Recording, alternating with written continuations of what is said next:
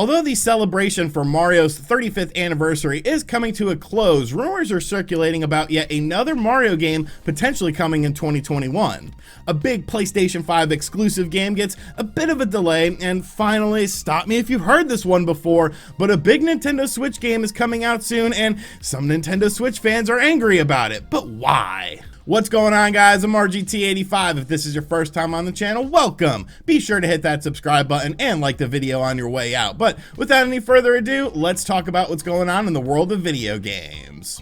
So the 35th anniversary of Mario, of course, started last year for Nintendo Switch owners and Nintendo fans in general. We, of course, got things like the Super Mario 3D All-Stars collection, a great compilation of two awesome 3D Mario games and one pretty decent one, I guess, with Super Mario Sunshine. We, of course, got things like Super Mario Bros. 35, a Battle Royale style Mario game that, much like Super Mario 3D All-Stars, is going away at the end of March because I guess we can't have nice things for elongated periods of time. There, of course, were Mario toys, Mario clothes, all sorts of things to celebrate Mario's 35th anniversary, but it seems like some of those things were obviously delayed because of real-world situations. Something like Super Mario 3D World plus Bowser's Fury, which we'll talk a little bit more about later on in this video, why people are mad about it, was probably supposed to be a 2020 game, but of course was bumped to 2021. But it seems like we might be getting another Mario game in 2021 as well, and this is actually from a new franchise that first appeared on the Nintendo Switch,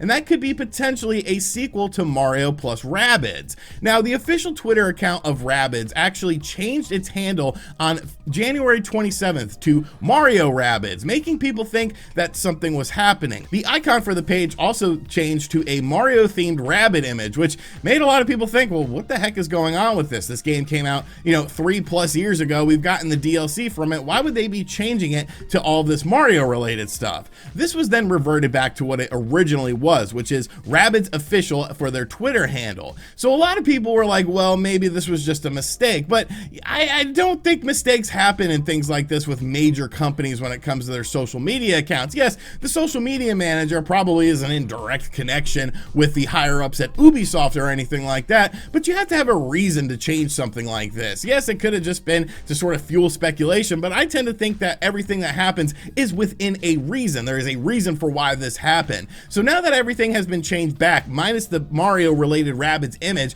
a lot of people are thinking that a potential sequel for this game could be incoming this year, and really, I think it would make sense. Let's be realistic here. Ubisoft is one of the best third-party partners when it comes to the Nintendo Switch, with games like Immortals Fenyx Rising, a game that everyone thought was going to be bad, but it ended up being really good, but nobody ended up buying it because Ubisoft released a bunch of other sort of mediocre games, such as Watch Dogs Legions, right around the same time, which was just sort of a bit overboard with all these Ubisoft games. I think Ubisoft and Nintendo's relationship needs to be expanded upon. I love what they did with Starlink with all of the Star Fox things. I think they should have done some Kid Icarus stuff in Immortals Fenyx Rising for the Nintendo Switch version. But all that aside, I do think there is a great possibility for Mario and Rabbids to get a sequel on the Nintendo Switch and for it to come out this year. There's going to be lots of surprises for Nintendo Switch games this year, so I think this could definitely be one of them. You already have the groundwork laid down for how the game is going to work. You can just really expand upon things within the Mario universe. So it could just be a coincidence, but I tend to believe that a lot of coincidences that happen in the video game industry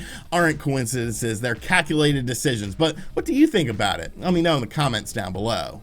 Next up, while I love my PlayStation 5 and my Xbox Series X, I think we can all agree on one thing. There's not really a reason to buy one right this second because there's not really games for these systems yet. Sure, we've seen things like third-party efforts that were utilizing the power of these systems with games like NBA 2K21, and of course we've seen last generation games get upgraded for these new consoles, but as far as new experiences are concerned, we haven't really seen much of anything, if anything, on these new consoles. Now, the PlayStation 5 was supposedly getting a brand new PlayStation exclusive game on March 19th, and that was Returnal, which, I don't know, I think it looks okay. It doesn't look like a bad game or anything like that. It looks kind of interesting. I like the sci-fi feeling to it. The action itself looks pretty fun, but today we learned that Returnal was getting a bit of a delay. Now, this is coming to us from PlayStation's official Twitter account, and they said the following. Returnal has a new release date of April 30th of 2021. Sony Interactive Entertainment and House Marquee have made the decision to move the release date in order to give the team extra time to continue to polish the game to the level of quality players expect from House Marquee. Now, I don't know anything about House Marquee. I might have played some of their games before, but it's not a company that really jumps out to me, so I can't really talk about their quality of games, but I always get a bit leery when games get delayed right before they're supposed to be released. Sure, there's been situations where it didn't make a difference. Games like The Last of Us 2, you know, that was still a very quality experience, whether you like the story or not. The gameplay was still top-notch, but then you have things like Cyberpunk, which was not a very good experience at all. And to see this game, which is supposed to be one of the first PlayStation 5 exclusive games that we're getting, get a bit of a delay now into the month of April is a bit concerning. I think the bigger concern with Returnal, though, is the fact that, yes, this is going to be one of those $70 PlayStation 5 games, and I don't know how I feel about that. We saw this with Godfall, and Godfall quickly got heavily discounted because nobody was buying Godfall at $70, and I almost feel like Returnal is going to see that same sort of fate. It doesn't have that popular IP backing of an established Sony franchise like a Gran Turismo 7 or a Ratchet & Clank game. This is a brand new IP, and I don't know if this $70 across the board for all of the first-party PlayStation games is really a great decision. I think you can make some games be at a little bit of a discounted price, more so if these games aren't established franchises. It's going to be very interesting to see what ends up happening with Returnal. I probably will end up checking it out because I just want something new to play on my PlayStation 5, but yes, Returnal is getting a bit of a delay. It'll be delayed about a month. You'll be seeing it in April, so April Fools! It's time for Returnal. And finally, one of the biggest games, if not the biggest game for the month of February, especially when it comes to the Nintendo Switch, is Super Mario 3D World plus Bowser's Fury. This game will be releasing on February 12th, and of course, is sort of a combination of two games. You have the original Super Mario 3D World experience that was released on the Wii U, and now you have this Bowser's Fury portion of the game, which is a bit of an open world-like experience, more so like a Super Mario Odyssey or even like a Super Mario Sunshine in terms of level development, whereas Super Mario 3D World, for the most part, was a bit more of a linear experience. Now, Super Mario 3D World was an awesome game on the Wii U, and the fact that it only sold about 5 million copies really shows that a lot of people did not play this game because, well, a lot of people didn't buy the Wii U. So I was looking forward to this game, and I'm still looking forward to this game. Well, previews for Super Mario 3D World plus Bowser's Fury actually hit the internet yesterday, and now there's like controversy, and some people are angry, hoes are mad about something with Super Mario 3D World plus Bowser's Fury, and I don't really get it. Now, in this preview, which this portion of the preview has since been removed, probably because they violated like NDA or embargo agreements with this, they probably weren't supposed to talk about it, but the internet does not forget. They actually talked about the length of the Bowser's Fury portion of the game, which is something that a lot of people have been curious about. How long of an experience will this extra content be? Now, according to this preview, Bowser's Fury mode takes roughly about 3 hours to beat, and if you want to 100% complete everything within it, it takes about 6 hours. Now, when I heard this, I was like, wow, okay, you know, that's pretty solid. I really thought that the Bowser's Fury portion of the game was going to be like 2 to 3 hours max. Like, how much can you really do in just one large open area? So the fact that it could take you up to 6 hours to 100% complete everything within that, which people are going to want to do, look for every little nook and cranny of this, I thought was a very positive thing. But like I said, hoes are mad about this, and a lot of people are upset. They're saying, oh, well, Bowser's Fury, it's not long enough and it's not worth $60. And I'm like,